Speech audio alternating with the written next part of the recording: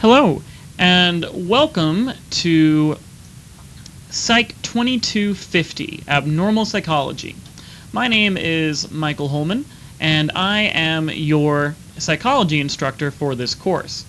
So, the purpose of this video is just to give you a better idea of how this class is going to work.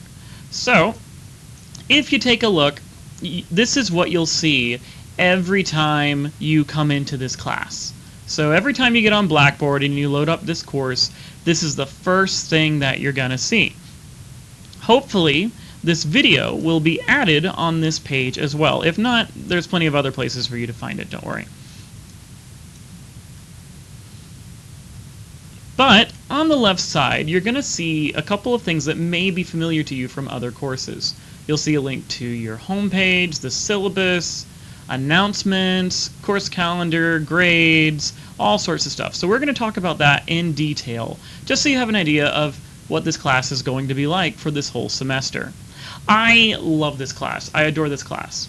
So a little about me.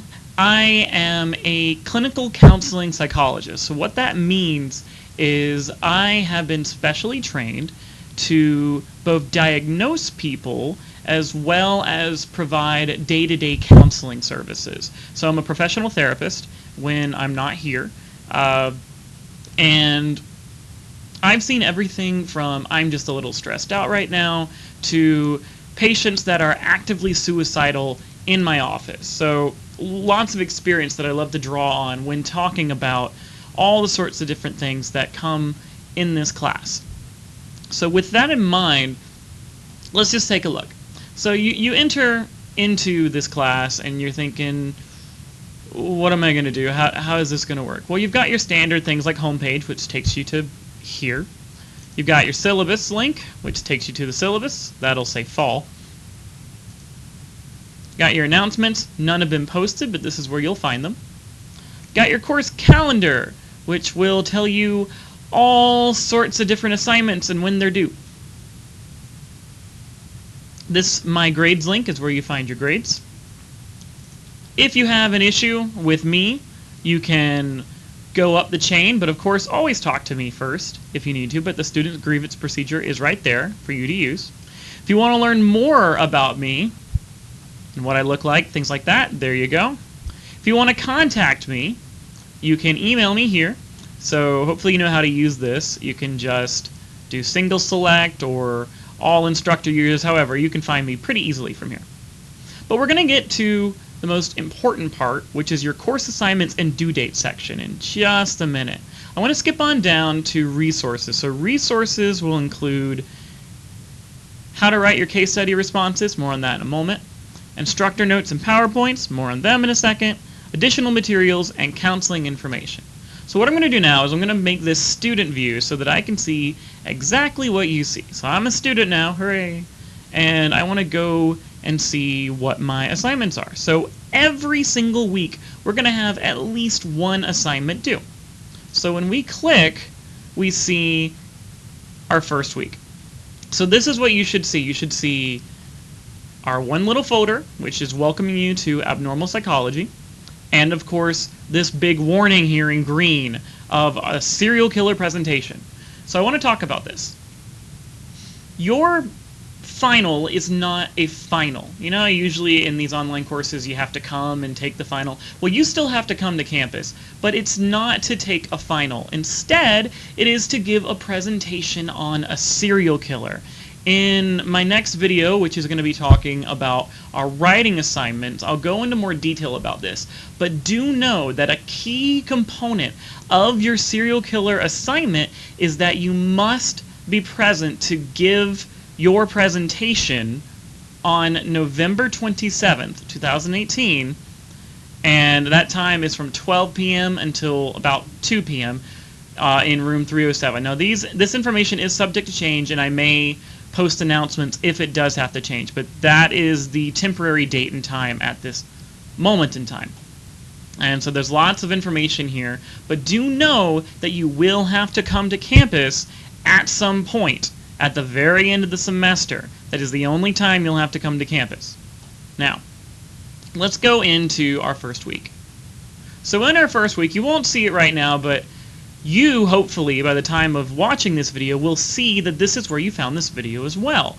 So the video will be up top, and then you'll have my notes, and then you'll have the Getting Started quiz, which is just a little introductory assignment to help me better understand who you are and what your expectations are from this course, but also so that you can understand what I'm looking for.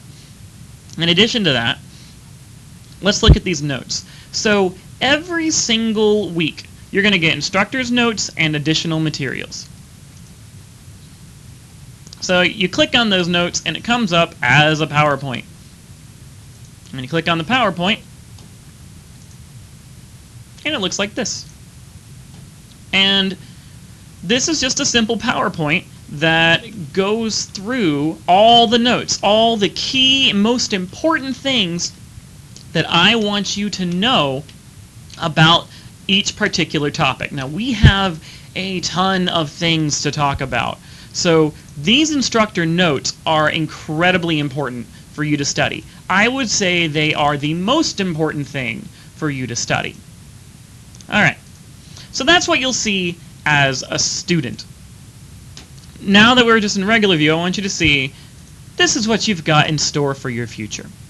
Oh, a bunch of stuff. So if we go down to Module 1, which is where the real meat happens, this will be opened in Week 2.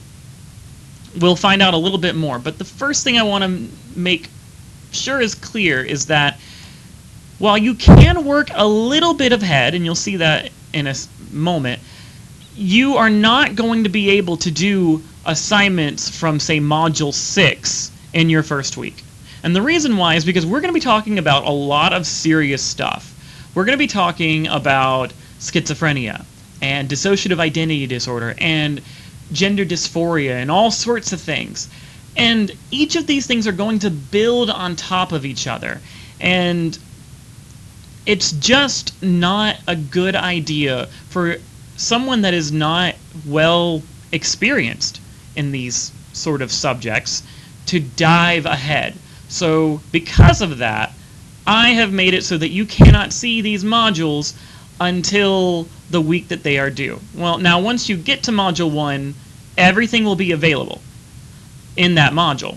But until that availability opens up, you won't be able to see it. And some of you may not like that. Sorry, too bad. Now, let's go into Module 1. So in Module 1, this is pretty standard for how the modules are going to go.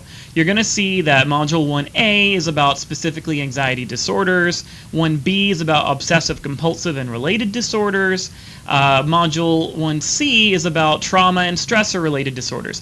Each one has a case study, and each one, if we click on them, it's going to have the same format.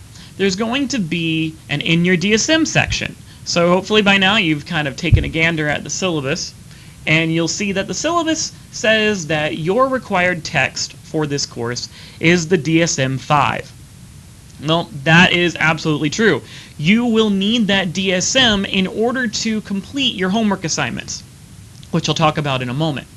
These homework assignments require so much use of the DSM. So it's not so much that you're using it to study, you're using it so that you can get a good grade in this class. So it is vital, absolutely vital, that you get a DSM-5. I even tell you the page numbers on what to study. So very, very important.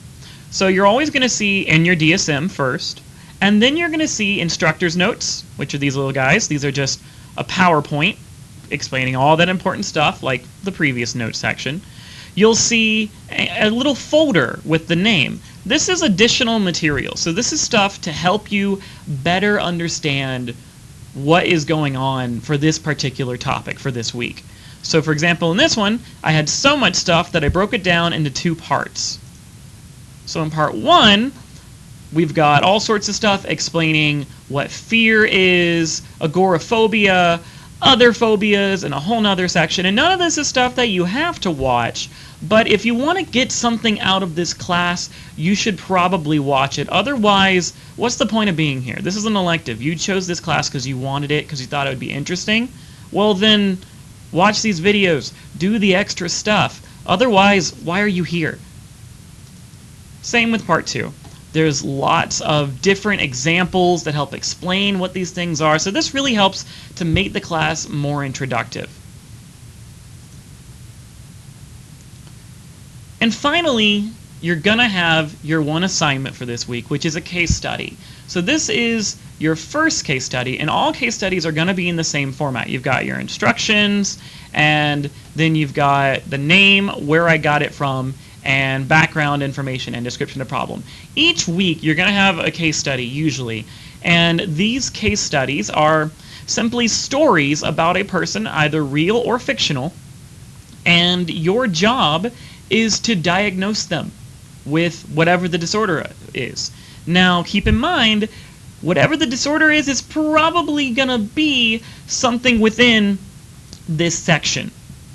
So, for example, this particular case study number 1, you'll probably be able to figure out what his disorder is if you look in these guys. So somewhere in this section lies this case study's answer.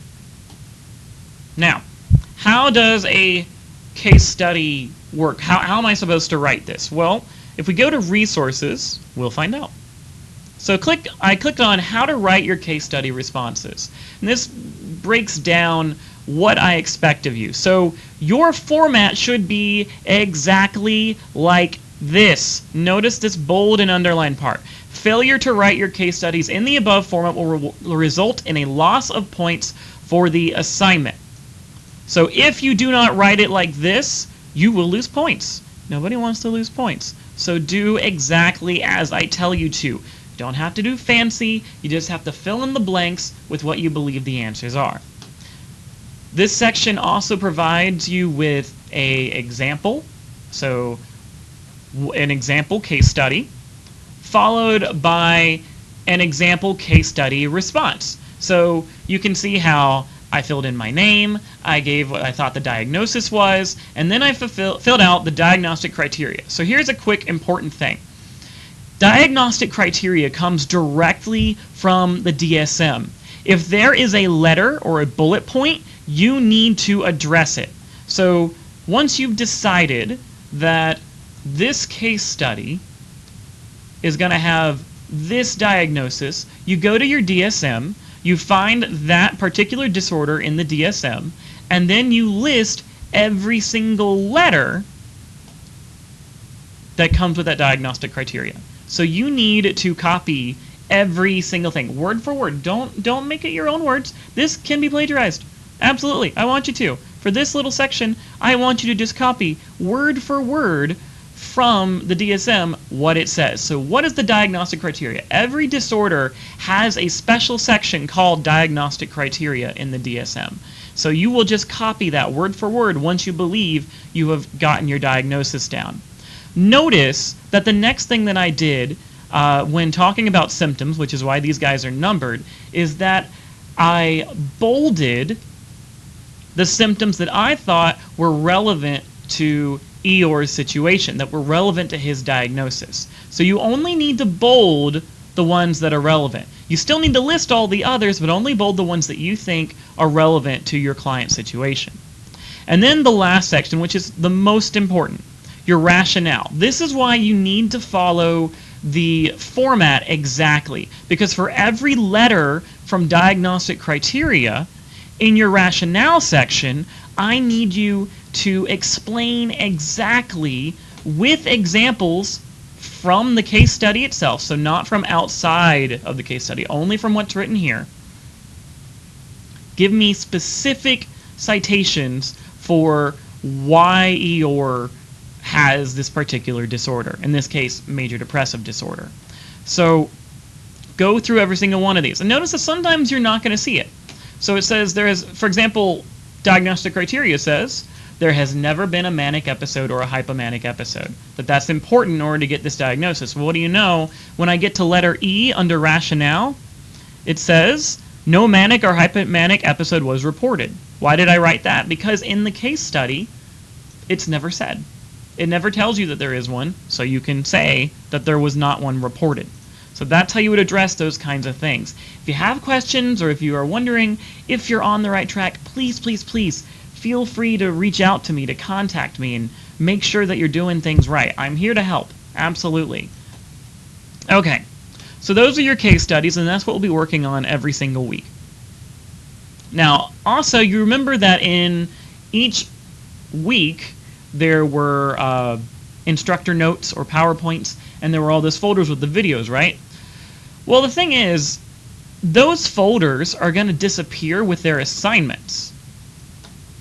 So, we go back, we go to this guy. In order to keep the page from getting too cluttered up, these guys are going to disappear after this due date. So once, say, August 20th happens, and 5 p.m. is rolled around, this whole folder is going to disappear, and you're only going to have these two. That's to help keep you from getting confused.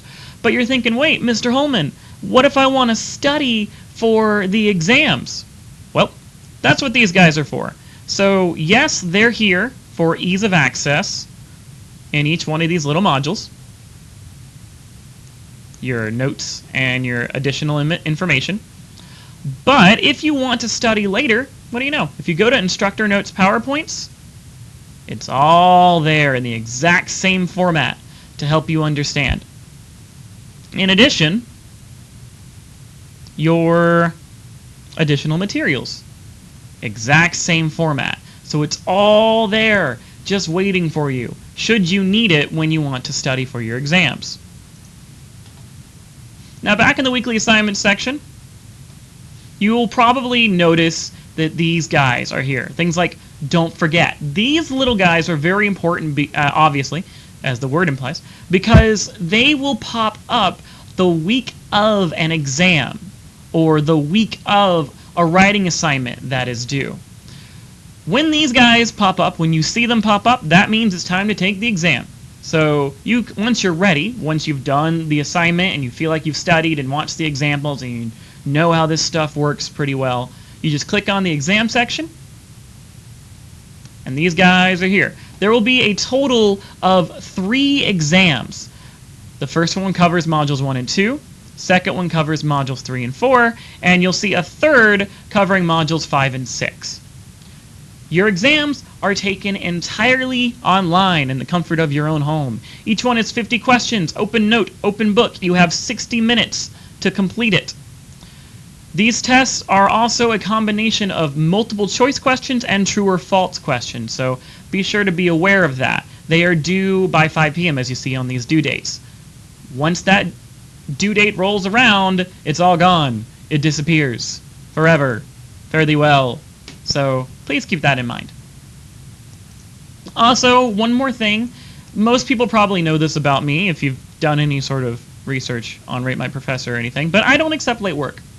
Period. This is important. So what that means is if you miss an assignment for whatever reason, it's a 0. End of. There is no, oh, my dog ate my homework, or, oh, I lost power to the internet. I don't care. It's a 0. You have enough time in advance to get these guys done, so do it. This is an online course. You knew that going in, so that means that you are responsible for having a computer or an internet connection that works. That's part of the requirements for this course, so I don't want to hear anything about technical difficulties, all right? That said, if you think you're still having a technical difficulty and you experience it before the due date, send me an email. Maybe we can get it resolved so that there isn't an issue. It's always better to be proactive. If you're afraid that you sent in your case study and you don't think that it actually made it through, tell me that. Send me an email saying, hey, can you check to make sure that you got it? And I will check and let you know that I got it. I'm not a monster. I just play one on TV.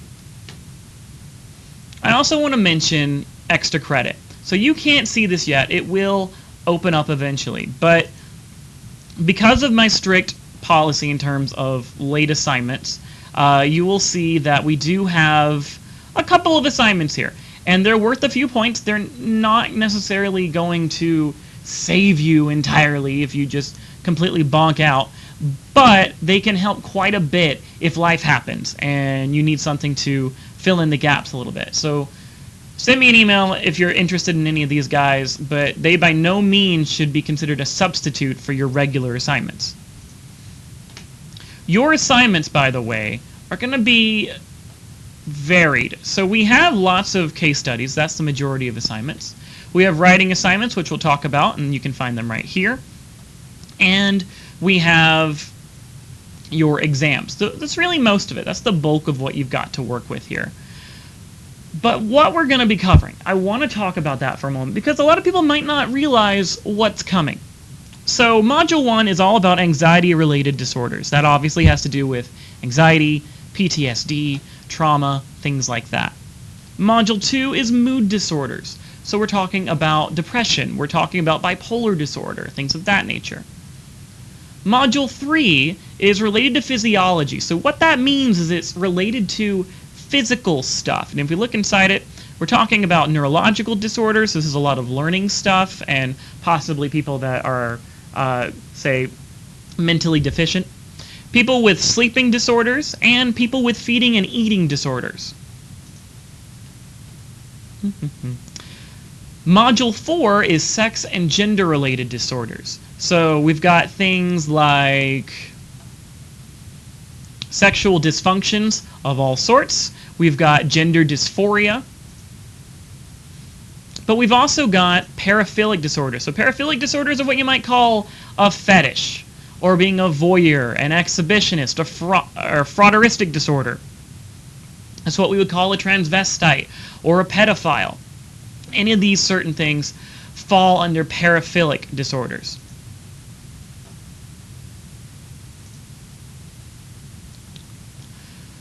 Module 5, disorders based in dissociation. So this one, we're talking about things like dissociative identity disorder, what you might have heard of as split personality disorder.